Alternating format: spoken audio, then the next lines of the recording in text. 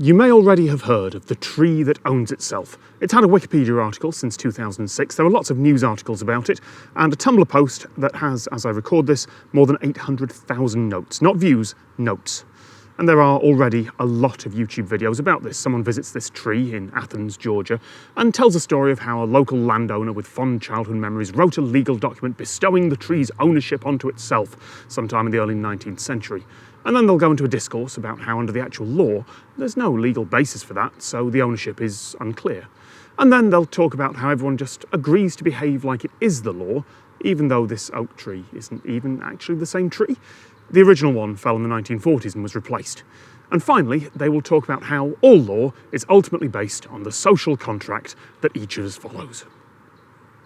What they don't talk about is the other tree that owns itself, which is about 200 miles that way. In the city of Eufaula, just over the border into Alabama, there is another oak tree with a nearly identical story. It was a city landmark, the local council bestowed the tree's ownership onto itself, and everyone just rolled with it.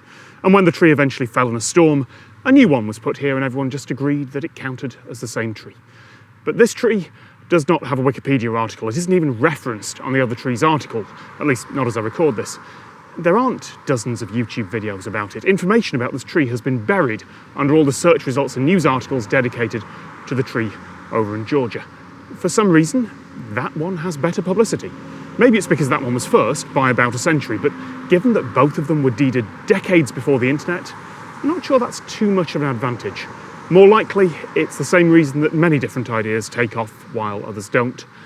It's all about who you know. The tree in Georgia is in a big college town, home to the University of Georgia, and home to students who will arrive from out of town, learn the story, and then leave. Eufaula, here, while it's a really pretty city, it has a fraction of the population and no big reason for out-of-towners to visit. Stories don't tend to spread as well from places like this.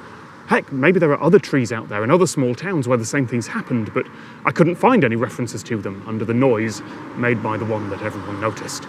If you want a metaphor for how success on the internet and heck anywhere works, then these trees are it. It's not always about how good your story is.